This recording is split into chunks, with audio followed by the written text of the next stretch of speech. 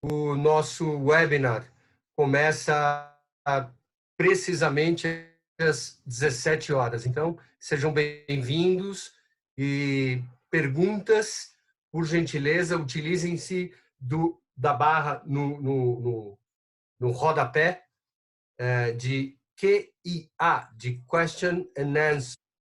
Okay? Perguntas e respostas. Ok? Daqui 2 minutinhos começamos. Obrigado.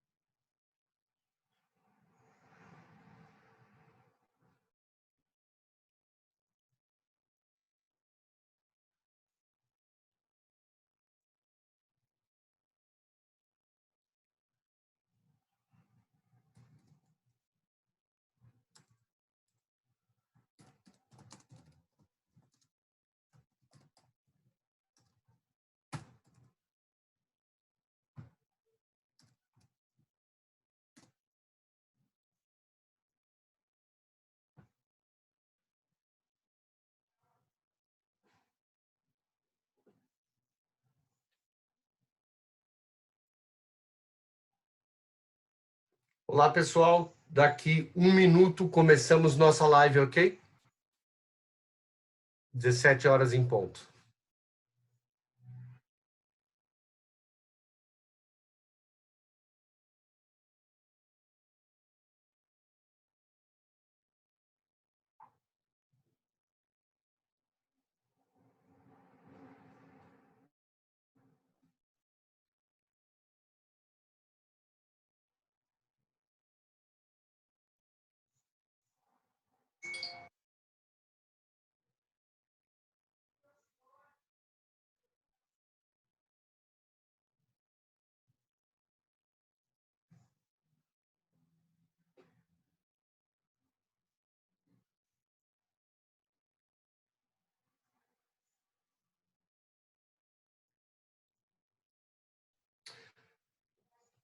Boa tarde a todos. Hoje é 14 de abril de 2020, são 17 horas e nós estamos começando mais um webinar da ABAP, hoje sobre soluções tributárias para agências de publicidade diante do Covid-19. Conosco estão os doutores Renato Faria e José Ricardo, que são advogados especialistas no tema do Escritório de Advocacia Peixoto e Cury. Lembrando a todos que as perguntas devem ser feitas na parte de baixo do seu Zoom, onde tem um Q e um A, né? Que é de Question and Answer, ok? Sejam todos muito bem-vindos. Eu já passo a palavra ao doutor José Ricardo, que é o nosso anfitrião no escritório do Peixoto e Cury. Zé Ricardo, muito boa tarde. Boa tarde, Gibote. Boa tarde a todos e todas. Gostaria de agradecer em nome do escritório mais uma vez a oportunidade de conversar com todos através aí da ABAP sobre temas relacionados aos impactos da pandemia nos negócios da publicidade. Como todos nós sabemos, os impactos são muitos e em várias frentes diferentes. Nós temos aqui colaborado com a ABAP numa série de temas e hoje vamos dar ênfase aos aspectos tributários. Antes de deixar o meu especialista, meu sócio Renato Faria, tratar mais especificamente, porém, de questões ligadas à tributação e o que pode ou não surgir de oportunidades aí para aplacar esta crise no aspecto tributário, eu queria apenas tenho sempre procurado fazer um pequeno panorama geral no início das nossas conversas, pois eu acho importante a gente sempre relembrar alguns aspectos que no âmbito jurídico se aplicam de maneira ampla e restrita a todas as esferas que a gente aborda. Eu me refiro aqui ao fato de que nós estamos diante de algo imprevisível, incontrolável e que, de uma maneira ou de outra, afeta praticamente a todos os players do mercado, em todos os elos da cadeia. Por que é importante essa contextualização? Porque é importante a gente entender que se eu tenho como invocar as questões da pandemia como um fator que possa autorizar uma alteração numa relação jurídica pré-estabelecida, seja com o fisco, seja com meus empregados, seja com meus fornecedores, seja com meus clientes, isso é igualmente verdade, possivelmente, talvez não exatamente na mesma medida, mas também do outro lado daquela, né, com aquela outra parte naquela relação jurídica determinada. Então, esse entendimento é importante. A gente tem trabalhado muito na frente contratual, procurando estimular as partes a buscarem uma solução através de renegociação, de busca de novo equilíbrio em função de quão afetados os lados, né, diferentes em uma relação jurídica podem ter sido pelos efeitos da pandemia, e não será diferente no âmbito da relação do contribuinte com o Estado, seja no âmbito municipal, seja no âmbito federal, já que, né, na publicidade normalmente a gente não atua diretamente com impostos de âmbito estadual, mas temos também situações muito claras no âmbito estadual, onde, se por um lado nós temos que entender que o contribuinte sim está sofrendo muito e tem a sua capacidade de honrar suas obrigações tributárias comprometida pelos efeitos da pandemia, não podemos entender que, de outro lado, nós temos um Estado também sofrendo com a falta de arrecadação suficiente para fazer frente a todos os desafios de saúde pública que a questão da pandemia nos coloca. Então, da mesma maneira como a gente vem procurando entender com empatia o outro lado da mesa numa negociação privada, a gente tem que procurar, na medida em que vamos entender soluções do âmbito tributário para aplacar os efeitos da crise, não perder de vista esse contexto. Esses seriam os comentários iniciais que eu de licença aqui para fazer, para que a gente possa, ao longo dessa conversa, lembrar disso enquanto a gente acessa as novidades, as oportunidades e as portas que ainda não se abriram, mas que podem vir a se abrir a partir aí de algumas medidas que podem ser acionadas por parte das agências nesse âmbito aí de tributos. Com essas considerações, eu já agradeço mais uma vez aí a presença de todos e o convite da BAP, e passo a palavra ao meu especialista, o Dr. Renato Faria, que vai falar um pouquinho sobre as questões tributárias nesses nossos tempos de pandemia. Muito obrigado. Boa tarde, Zé. Obrigado aí pela introdução. Obrigado, Alexandre, pelo convite mais uma vez.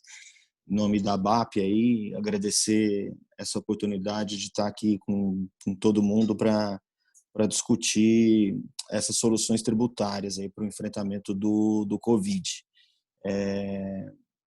A ideia aqui é como esse tema ele tem se mostrado de uma forma, enfim, legislação tributária sempre foi algo muito vivo, né? A gente tem mais de 3.000 atos normativos por mês sendo publicados no Brasil, então nesse momento de pandemia esse processo se intensificou.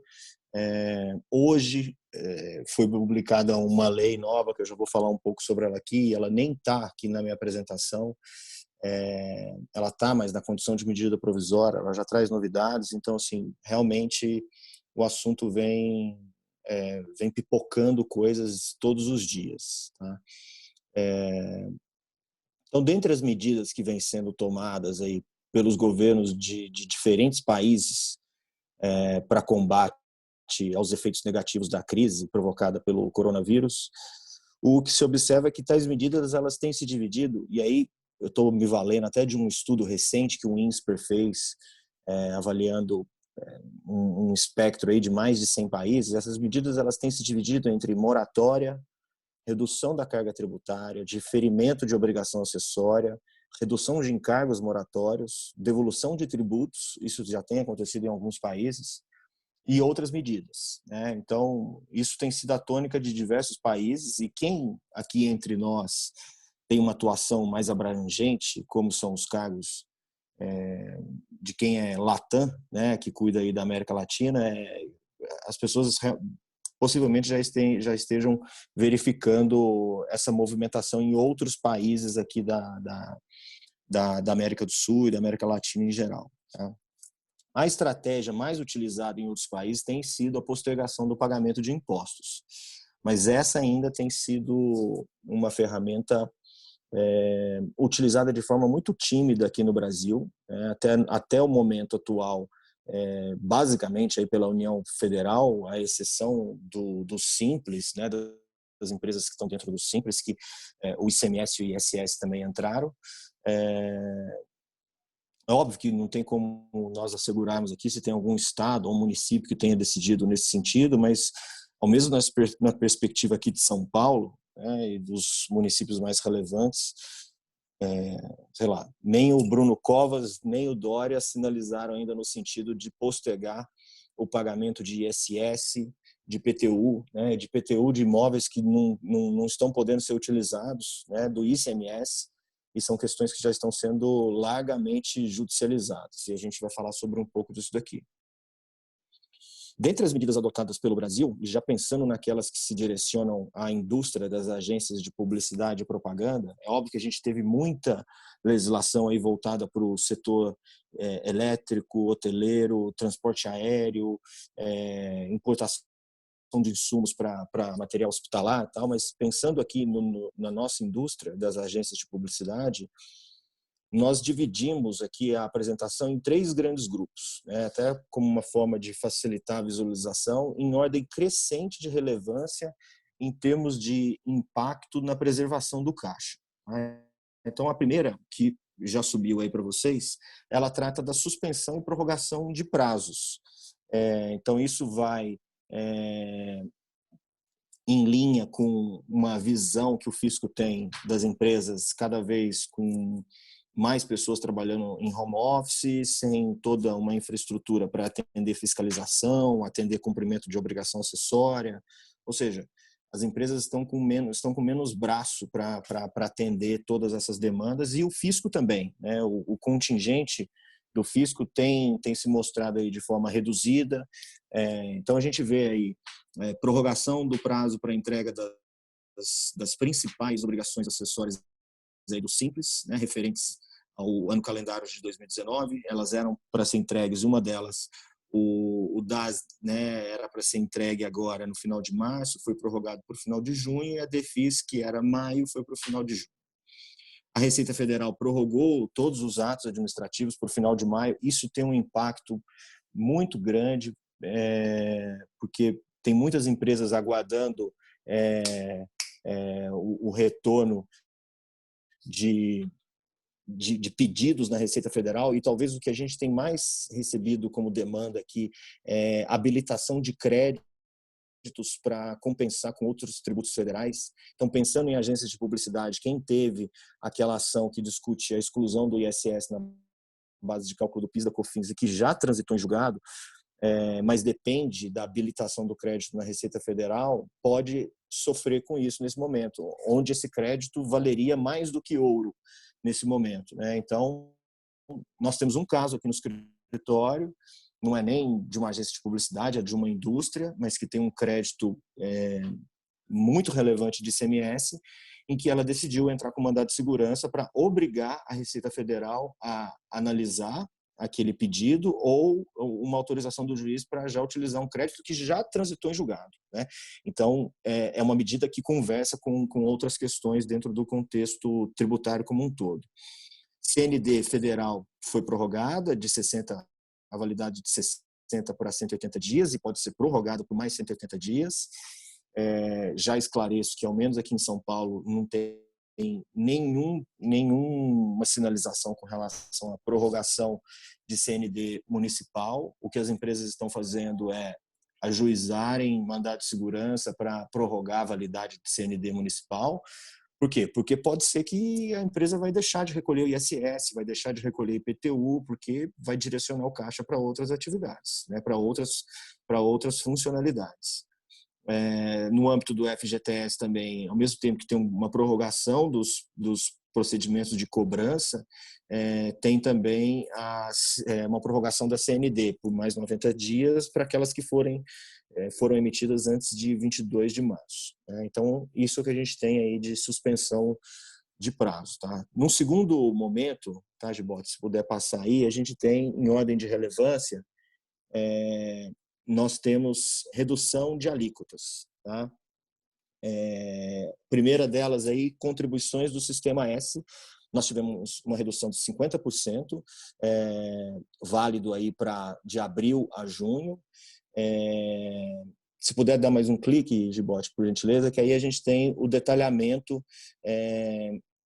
dessas contribuições. Tá? Então, uma pergunta que apareceu bastante aqui para nós, o SEBRAE não entrou dentre essas medidas que trazem redução de alíquota,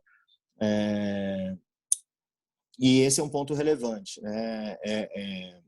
É um campo editável, né? Lá nas obrigações acessórias, né? Nos arquivos .txt aí das empresas. Então, é algo que a empresa já consegue fazer conta. Né? A gente tem acompanhado aqui nos comitês de crise das empresas, né? Situações em como a área tributária pode, de alguma forma, fornecer subsídio para a empresa como um todo, para, dentro de um contexto de redução de custos, manter outras despesas, né? Sei lá, evitar de incorrer em demissões, desligamentos, né? Por conta dessas reduções dos tributos aqui, tá? Então, esse é um ponto relevante. Só preciso tomar cuidado, porque como é um campo que você consegue parametrizar direto no sistema, nós tivemos um caso aqui de um cliente em que ele já imputou a informação no SAP dele e o recolhimento do mês, o recolhimento que é pago em abril, mas referente à competência de março, ele foi feito de forma incorreta, né? O cliente a empresa teve que fazer um recolhimento complementar, tá? Então, ou seja, é competência abril para o recolhimento de maio, que vale até competência de junho para recolhimento em julho, tá? IOF Crédito definiu a alíquota zero para operações contratadas entre 3 de abril a 3 de julho. Isso aqui é interessante, porque quando a gente pensa em grupo econômico, e quando eu falo de agências de publicidade, eu posso ter aí diversas caixinhas, né, dentro da estrutura societária. Uma das utilidades que essa medida aqui traz é a possibilidade de você fazer mútuos entre intercompany, né, entre as pessoas, entre as empresas do mesmo grupo, e não ter que pagar IOF. Então, daria até para estabelecer um contrato de mútuo com alíquota zero de juros, já que é um intercompany, e aí você consegue fazer uma transação entre empresas do mesmo grupo sem qualquer tipo de tributação. Tá? Então, é uma medida para ser avaliada neste contexto aí, de incentivos. Tá? E, por fim, aí a medida que traz o maior impacto em termos de financeiro para as empresas do que já existe até agora é prorrogação dos tributos, que é nada mais do que a moratória. Tá? Então, nós já tivemos aí para tributos da seara previdenciária e na seara tributária nós tivemos até o momento a exceção do simples apenas para PIS e COFINS. Tá? Então, passando aí para vocês, né? FGTS válido para os meses de março, abril e maio, prorrogação por 180 dias e lá na frente eu ainda posso parcelar esse valor em 6 vezes, sem multa e juros. O que é importante aqui? Cumprir as obrigações acessórias. Tá? Não posso perder o prazo de informar todas as informações, de colocar todas as informações aí nos arquivos, no e-social, no conectividade social, enfim, nos programas aí que a área de recursos humanos está bastante familiarizada, porque se eu deixar de cumprir isso, a empresa está sujeita a multa e juros. Tá? E se tiver desligamento nesse período, o FGTS referente a este ou a estes colaboradores que forem desligados, ele tem que ser recolhido. Tá? Aquilo que foi diferido, você vai ter que antecipar. Do Simples, já está todo normatizado, prorrogou aí por 180 dias. O que é importante é ter esse caixa aí reservado, porque quando chegar lá nas competências dos meses de outubro, novembro e dezembro, o recolhimento desses meses de março, abril e maio, ele vai ser cumulado com os meses lá na frente, tá? Então é importante, aqui é realmente um diferimento, mas a empresa tem que de alguma forma ir reservando um caixa, se for possível, né? Para ter fôlego para realizar esses pagamentos lá na frente. PIS e COFINS, ele vem na mesma portaria que trata do INSS cota patronal, que eu vou falar aqui na frente, é a portaria 139, que teve a sua redação alterada aí pela 150, diferentemente dos outros casos, que sempre teve um espectro aqui de 3 meses, no caso do PIS e COFINS, apenas 2 meses, março e abril. O que é interessante? Ele já impacta o mês de abril, ou seja, o que eu ia recolher agora em abril referente a março, eu consegui aí essa prorrogação, o governo concedeu essa prorrogação aí por 180 dias. E o mesmo vale para as contribuições previdenciárias. Quando foi publicada a portaria 139, tinha uma dúvida sobre a extensão desse benefício. Primeiro, estava bem claro que ela atingia o INSS cota patronal, ou seja, os 20%, mas não estava claro se ela atingia o RAT. Tá? A nossa interpretação aqui desde o começo era que ela já atingiu o RAT, que é aquele percentual que varia de 1 a 3%, conforme o índice de periculosidade da empresa. E depois vem a portaria 150, que altera a redação para deixar absolutamente claro a inclusão também do RAT, da CPRB, que é a contribuição previdenciária sobre a receita bruta, e para os casos de fundo rural. Tá? De novo, aqui também vale só para os meses de março e abril, 180 dias. A nossa expectativa aqui é que essas portarias devem ser editadas, possivelmente para incluir novos meses. Tá? Então, antes de passar, Gilberto, só um ponto, porque esse daqui, o da PGFN, de Transação Tributária Extraordinária, é justamente a lei que foi publicada hoje. Tá? Então, a transação tributária extraordinária, ela deriva aí da medida provisória do contribuinte legal. Né?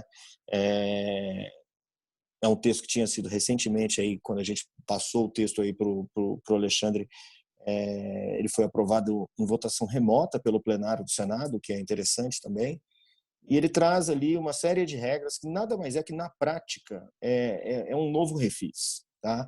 Só que ele vai ser customizado de acordo com a situação de cada contribuinte, de acordo com a capacidade financeira de cada contribuinte. Tá? Então, você tem situações lá que você vai ter possíveis descontos de multijuros, um número limite de parcelas para recolher, né? O que eu coloquei aí, regra geral agora vão ser 84 meses, se for contribuição previdenciária, 57 meses. Mas o que é novo?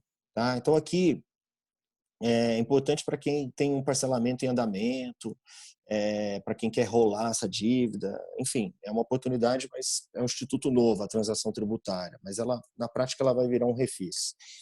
Mas o que é novo? Ela trouxe, essa lei, um dispositivo que vem há anos sendo exigido aí pela sociedade, mas que é combatido por diversos setores aí da academia, né, do próprio governo.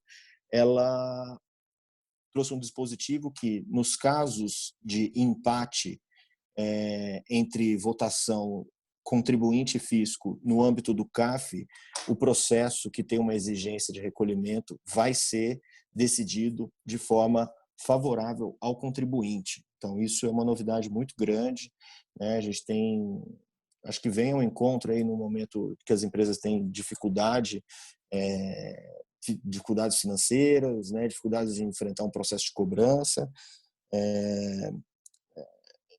Já não é mais uma medida provisória, né? Isso foi votado.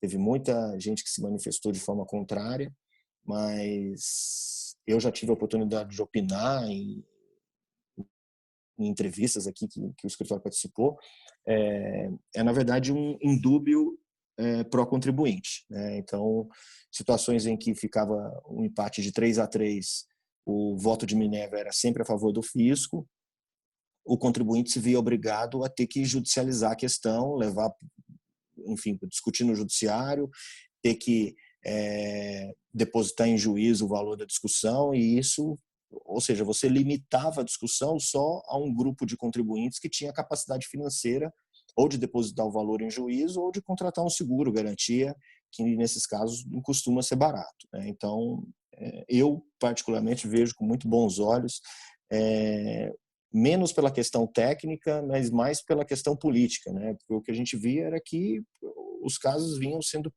quase que integralmente julgados de forma favorável ao fisco, tá? Então essa é uma novidade aí que, enfim, que aconteceu hoje. Isso é o que tem até agora, tá? Então passando aí, Gibote, para o próximo slide, é o que pode ser feito, tá? A gente dividiu em dois grandes blocos aí, né? No primeiro, medidas de curtíssimo prazo. Na verdade, essas medidas já vêm sendo tomadas. Hoje mesmo eu me dei conta que eu já estou há mais de um mês aqui em regime de home office,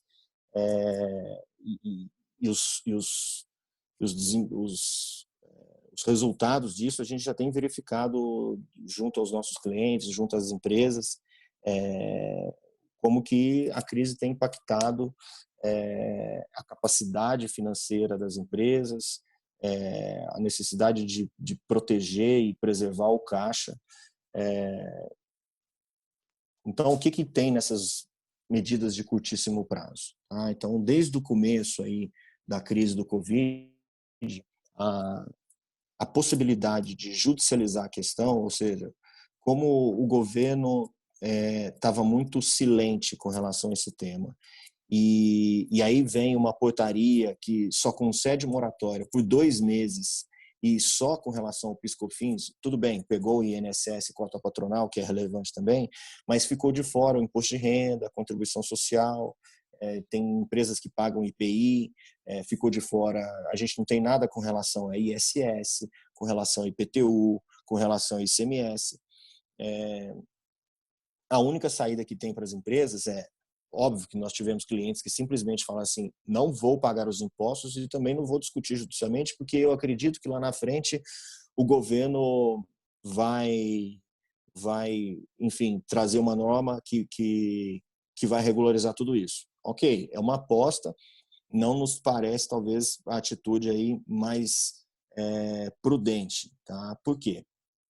Porque judicializar a questão hoje, qual que é o objeto, né, dessa demanda? O objeto dessa demanda eu estou num estado de calamidade, eu estou com as portas fechadas, estou num isolamento, o meu faturamento caiu e o meu custo fixo está mantido. Minha folha de pagamento está aqui, minha alocação não foi alterada, os meus fornecedores eu tenho que pagar eles e o caixa é único, né? O dinheiro é um dinheiro só, né? E eu tenho que optar o que eu quero fazer com esse dinheiro. Então, muitas das vezes a gente tem visto que a opção é não utilizar esse dinheiro para pagar os impostos, tá? E verificar quais as alternativas que eu tenho para me proteger, para tomar uma decisão de forma planejada, de forma estruturada, para que essa decisão lá na frente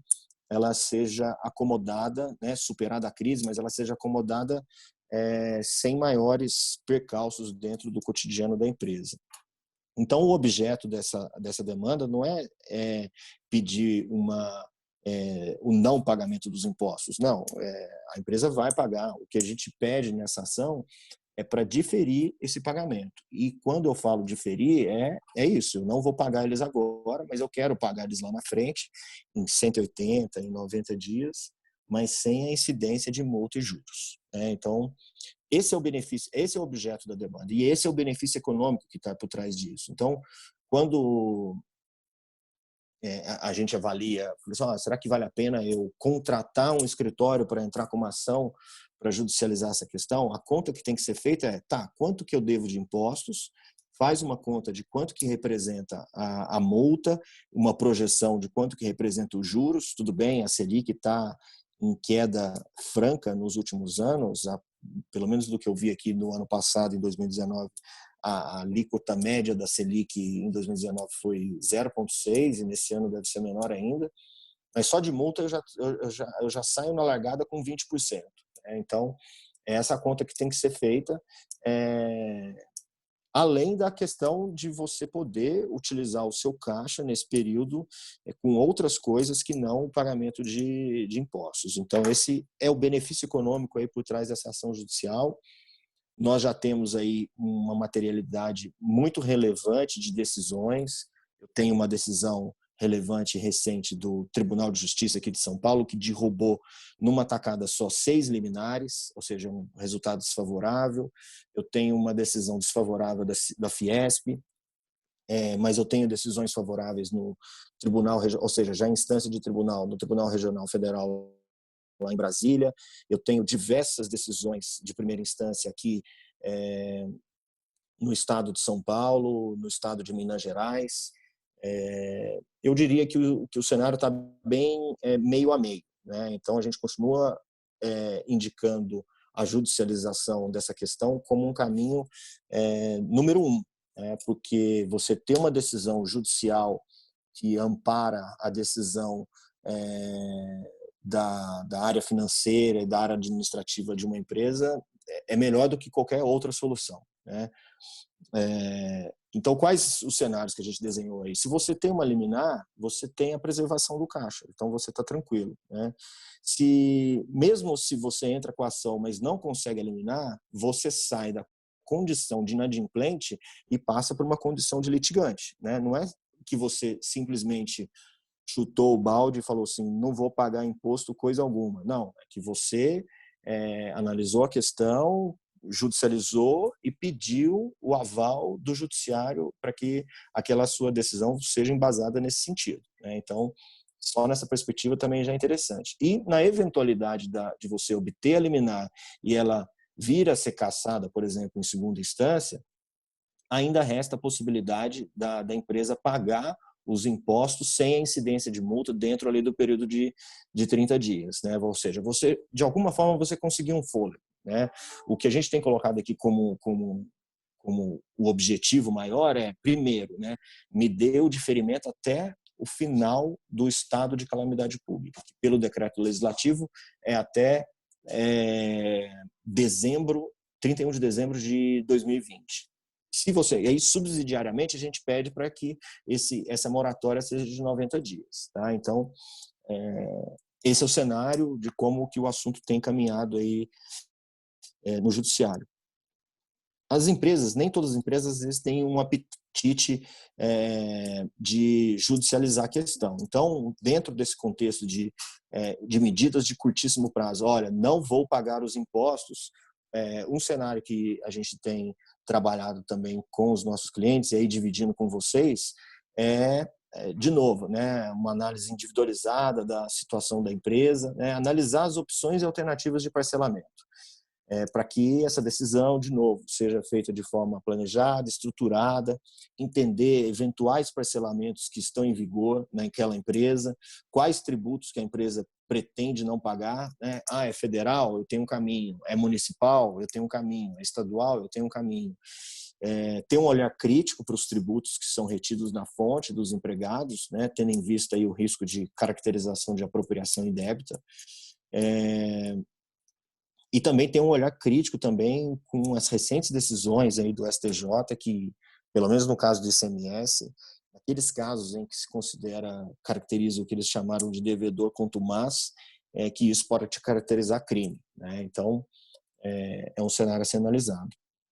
Ainda dentro dessas medidas de curtíssimo prazo, né, como algumas empresas começaram a olhar para as decisões negativas que tiveram sobre a ação judicial da moratória e e começaram a olhar e falaram assim, tá, qual alternativa que eu tenho para judicializar essa questão? Então, uma possibilidade, sem judicializar, é se valer do Instituto da Denúncia Espontânea, que é aquela situação em que você confessa um débito em um determinado momento e imediatamente com a confissão daquele débito você já realiza o pagamento.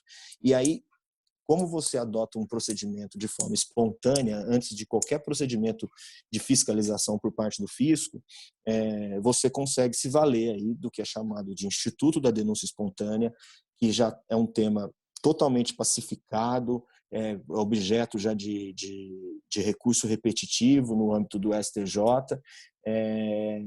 de forma que, desde que seguido aí, o procedimento definido pelo STJ, que basicamente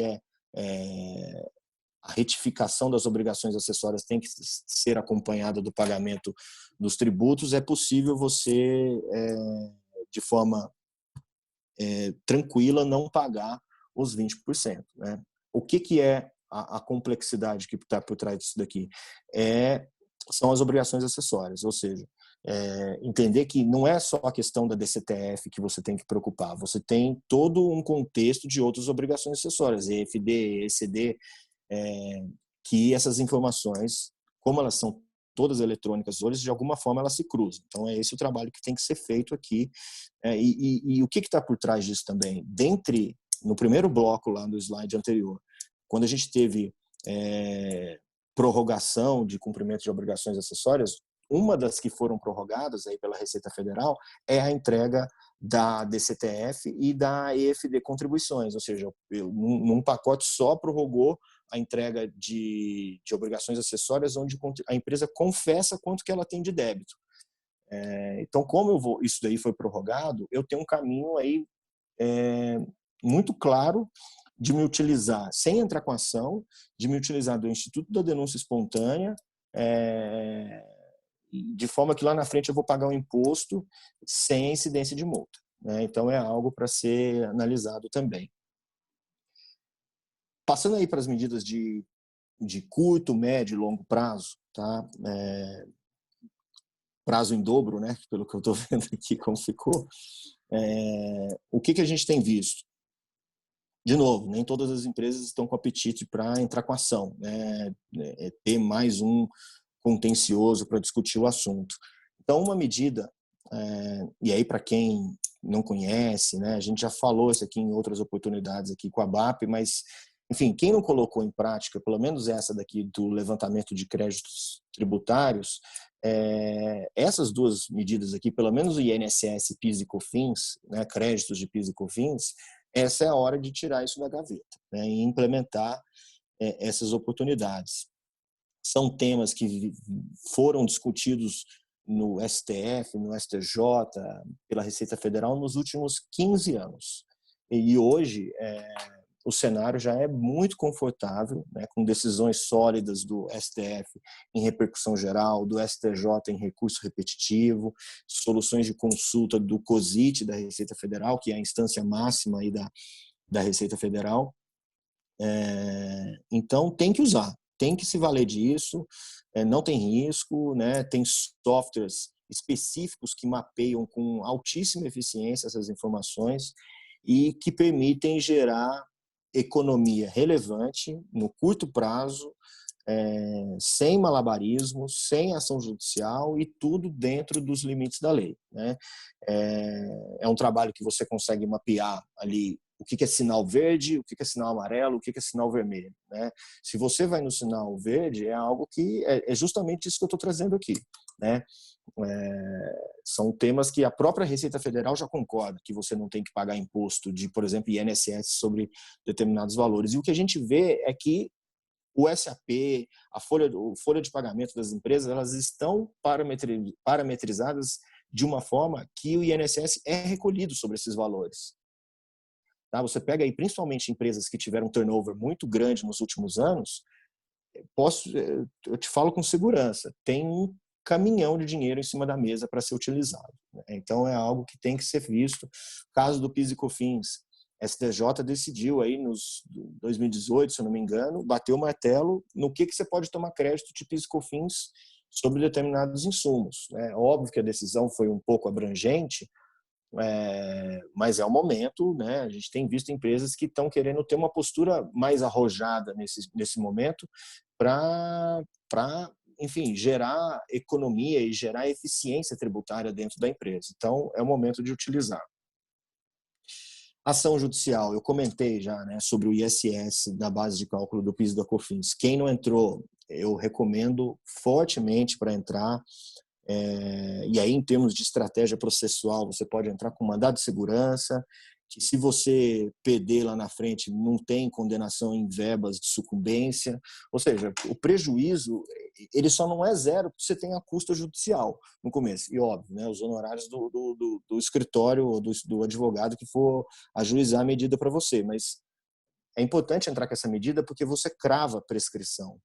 Então, a partir daquele momento, você conta 5 anos para trás e você vai ter um crédito lá na frente. Agora, se você deixar para tomar essa decisão daqui 6 meses, você perdeu 6 meses. Você perdeu os 6 meses lá de 2015, né? Então, são temas hoje que já estão muito pacificados, de forma favorável ao contribuinte.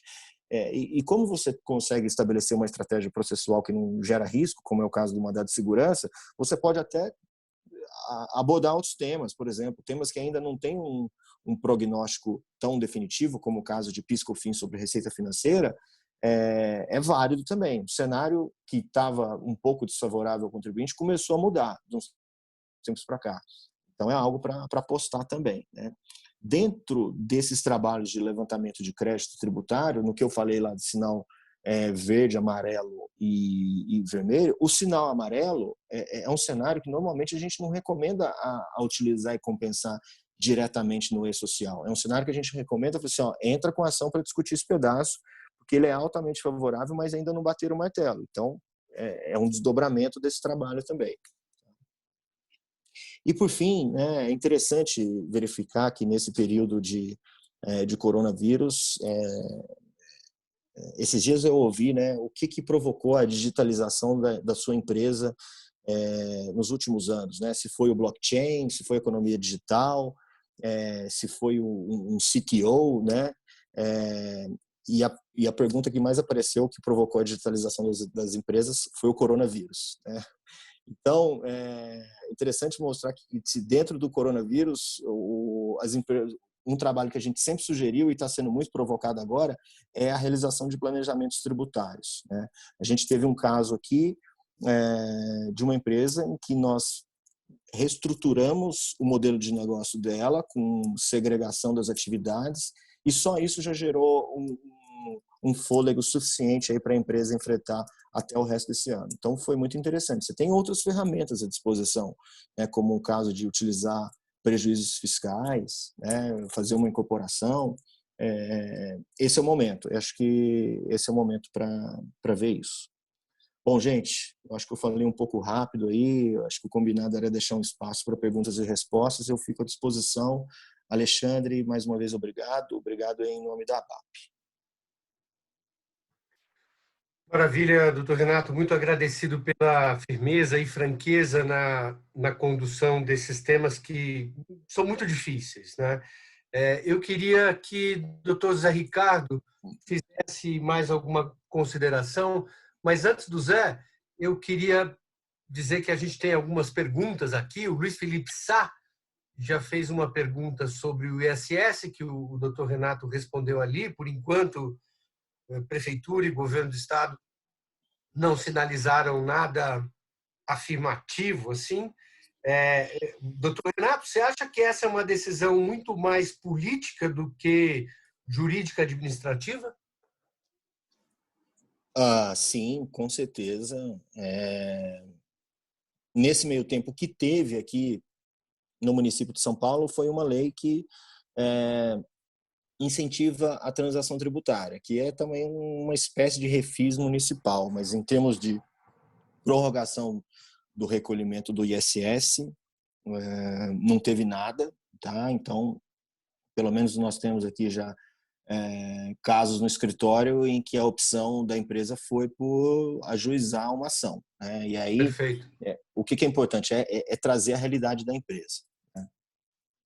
Você acha que essa é uma medida plausível para as agências de publicidade, principalmente sobre ISS? Sim, não tem a menor Exato. dúvida, né?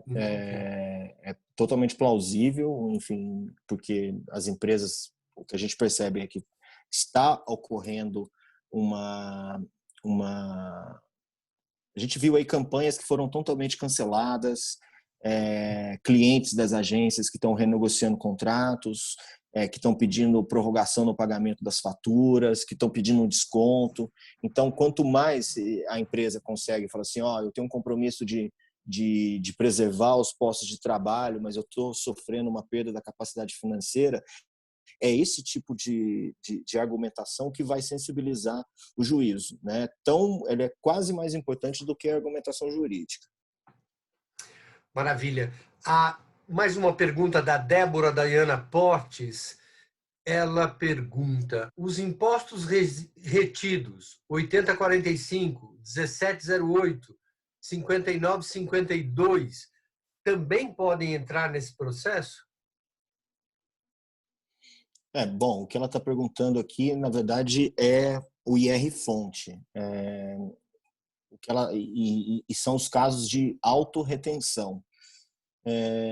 Nós não tivemos aqui nenhum caso desse, né? Então, na verdade, a autorretenção, na verdade, é uma antecipação do seu IR devido. Entendo que sim, né? Não se trata aqui de retenção sobre valores pagos aos funcionários, como é o caso do desconto do INSS e do IR-fonte do funcionário. Se for esses códigos, que são os códigos de autorretenção das agências, é um caso que daria para incluir numa ação judicial. Então, nesse caso, sim, porque ele conversa com o IRPJ. Ok. A Diana Navarro pergunta se esse material será enviado por e-mail. Sim, será. Dentro de instantes todos receberão. Zé Ricardo, quer fazer alguma consideração, por gentileza, doutor? Obrigado, Gibote. Eu acho que viram ainda mais perguntas. Tem algumas perguntas ainda para serem respondidas. Eu só queria comentar que eu acho bastante interessante a ideia de explorarmos alternativas no âmbito judicial, independente simplesmente da ideia de conseguir uma liminar para não recolher um determinado imposto. A gente sabe que as decisões estão oscilando nas diversas esferas, principalmente entre federal e estadual. Agora, eu queria perguntar para o Renato o seguinte: Renato, dentro das medidas que a gente pode tomar, algo que talvez não tenha a ver especificamente com a questão tributária, mas que se aplica a processos tributários, uma questão muito mais procedimental, eu queria saber como é que você enxerga. Eu, na minha experiência, à frente de discussões e renegociações de contratos, eu venho encontrando muito interesse por parte dos clientes e também já tivemos surpresas positivas por parte do judiciário no que diz respeito à substituição de garantias.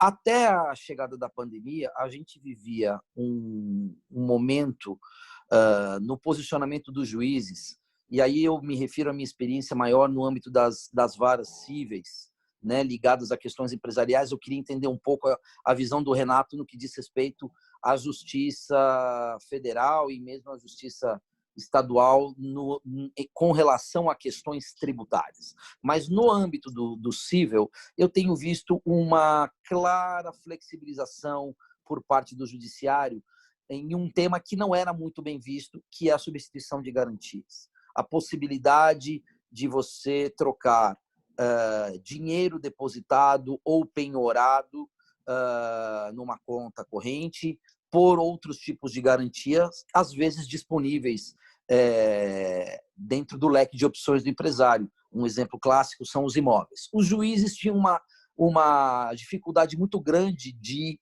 tratar com isso e as decisões eram muito tímidas, e a gente percebe que há uma empatia maior com esse tema agora, desde que colocada de maneira adequada, qual a posição, o efeito da pandemia naquele determinado na pessoa que está fazendo aquele determinado pedido, e a gente começa a sentir uma maior flexibilidade. Renato, isso é um movimento que você já enxerga no âmbito também das questões relacionadas ao direito tributário? Como é que isso está caminhando? Como é que você enxerga isso, que também pode ser um produto importante para que as empresas, um recurso relevante para que elas possam, em determinados casos, aí, conseguir uma melhor posição de caixa? Zé, esse ponto é bom, realmente, enfim, acho que faz até sentido incluir ele aqui na nossa apresentação, né? Como que eu vejo? Agora, no final de março, né, se eu não me engano, o plenário do CNJ, em sessão, em votação virtual, né, ele formou maioria no sentido de autorizar a substituição de depósitos judiciais e penhora por seguro-garantia ou fiança bancária.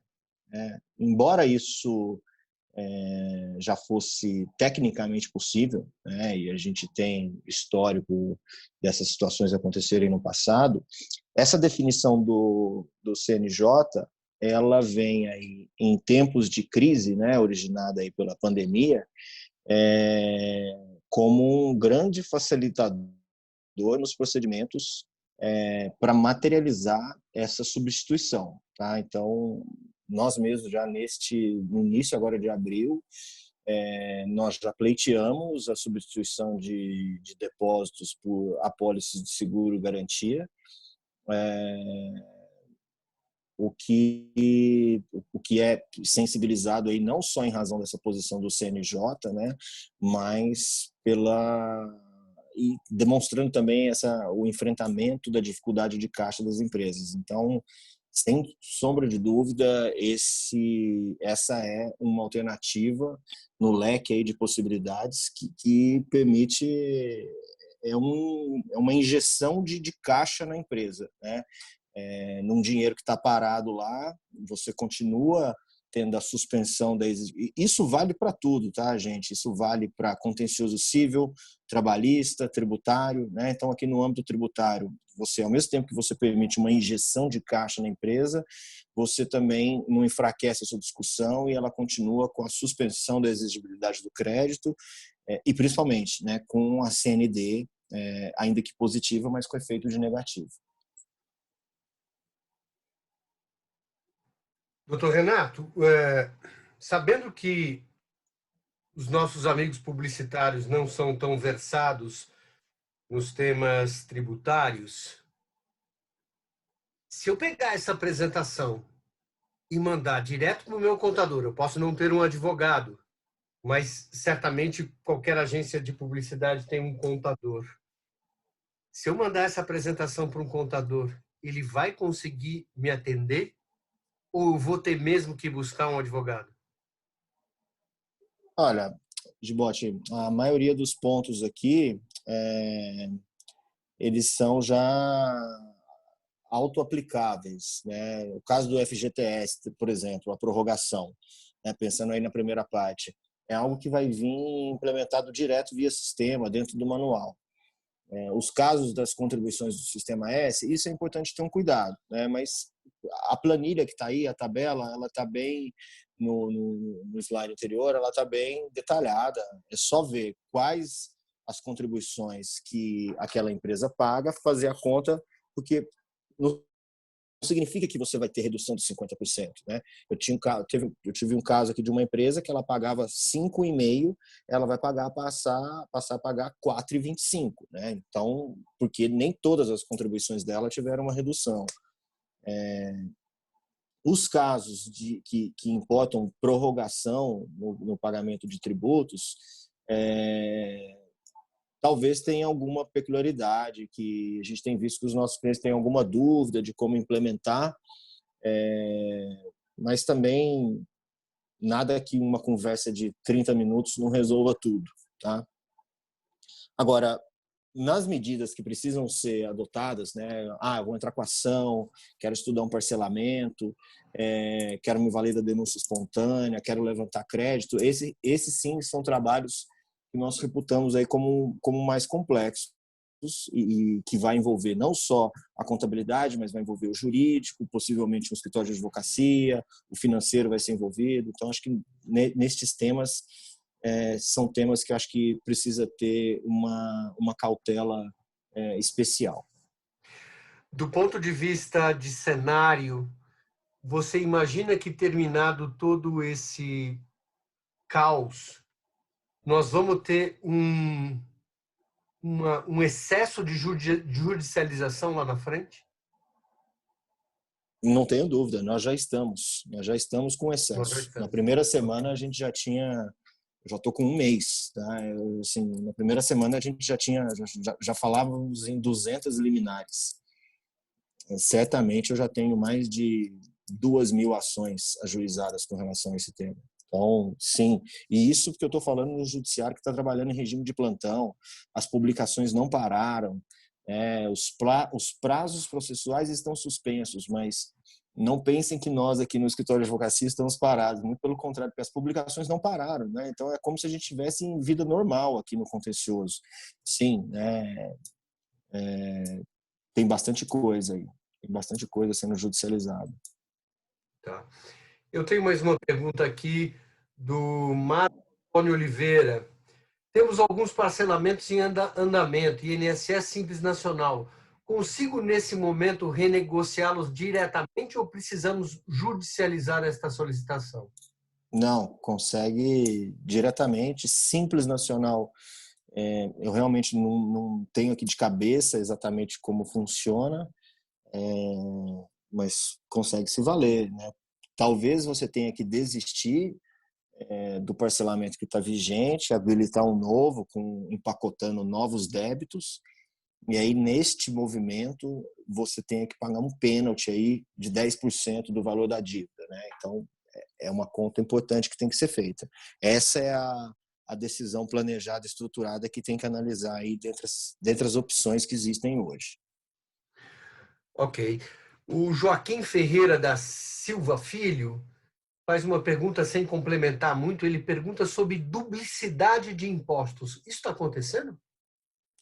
Duplicidade? Duplicidade de imposto.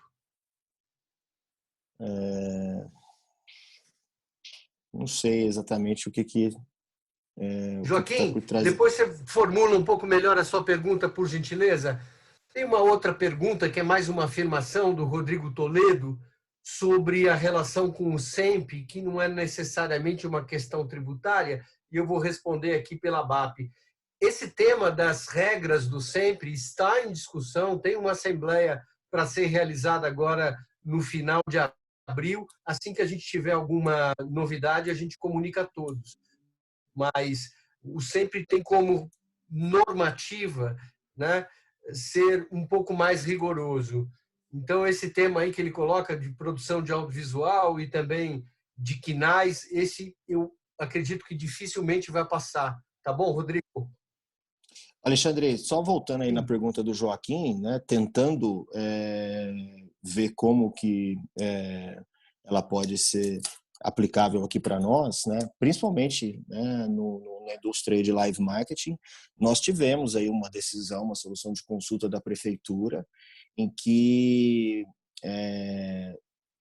basicamente o que ela disse é a possibilidade das agências de promoção de eventos, né, de empresas que fazem esse marketing de incentivo, utilizar da ferramenta que as agências de publicidade sempre utilizaram, no sentido de se utilizar da regra do repasse, né? Que no final do dia é você evitar a bitributação, e talvez aí a duplicidade, né? Sim. A bitributação do ISS. Então, tem uma ferramenta aí hoje para ser utilizada, é óbvio, tem que ser vista aí se a especificidade do contrato que a empresa fez com o cliente dá amparo para isso, mas hoje é uma alternativa que a gente tem visto aí com as agências. Ok. Doutor Zé Ricardo, podemos caminhar para as considerações finais? Nós temos mais 4 minutos. Eu gosto de cumprir o começo e o fim, sempre respeitando o tempo de todos. Vamos lá? Perfeitamente, chefe. Eu aqui, apoiando essa sua iniciativa de cumprir rigorosamente o timing do nosso evento, só gostaria de agradecer mais uma vez a todos os presentes, Fiquei muito satisfeito aí com a interação da plateia e vejo que o tema está ganhando corpo. Acho muito importante a gente manter na mente isso, que as soluções elas são negociadas, mas elas também podem demandar o judiciário, às vezes não simplesmente com uma moratória, uma questão simplista de imposto, mas através da discussão de teses que estão se consolidando a favor do contribuinte e principalmente esse ponto que eu fiz questão de enfatizar, que eu vejo com bons olhos, não só no âmbito tributário, mas também nessas outras frentes que o próprio Renato citou, em relação à substituição de garantias como formas de trazer um pouco mais de liquidez aí para o caixa apertado das agências nesse momento de pandemia. Agradeço a todos aí pela oportunidade e certamente estaremos de volta aqui numa próxima edição desse bate-papo. Obrigado. Obrigado, Zé, pela generosidade de sempre compartilhar tempo e conhecimento conosco. Doutor Renato, considerações finais, por gentileza? Reforço as palavras do Zé. Eu acho que a gente continua acompanhando aí dia a dia essas mudanças. Esperamos estar mais uma vez aqui com a ABAP nas próximas semanas e agradecer mais uma vez a oportunidade pelo convite e de estar aqui nesse bate-papo e principalmente de ouvir aí as perguntas, as dúvidas e o que tem sido mais sensível aí para as empresas. É isso. Obrigado a todos aí. Maravilha. Muito obrigado. Todos vão receber essa apresentação feita pelos advogados do Peixoto Cury. A gravação de todo esse material também vai estar disponível daqui a pouco. Tem um tempinho ali para subir essa gravação no YouTube. Mas eu queria aproveitar e fazer um outro convite. Na sexta-feira, 11 horas da manhã, nós vamos fazer um outro webinar sobre soluções em gestão de projetos e gestão de times remotos de agências de publicidade em tempos de Covid-19. E nós vamos analisar um case que é o case emblemático da agência de publicidade DPZ-IT, uma das maiores do país, 480 colaboradores, uma agência extremamente digitalizada, com um cara sendo o diretor de operações e diretor de projetos, que é o Marcos Yamamura, um cara que vai ter muito para contribuir com todos. Então, guardem aí na agenda, sexta-feira, 11 horas da manhã, nós vamos ter essa análise do case da DPZ-IT no que tange a gestão de projetos e gestão de times remotos. Nós estamos caminhando para o encerramento. Muito agradecido a todos que estiveram com a gente e vamos em frente, que teremos tempos difíceis pela frente. Obrigado a todos, uma boa tarde. Boa tarde. Boa tarde.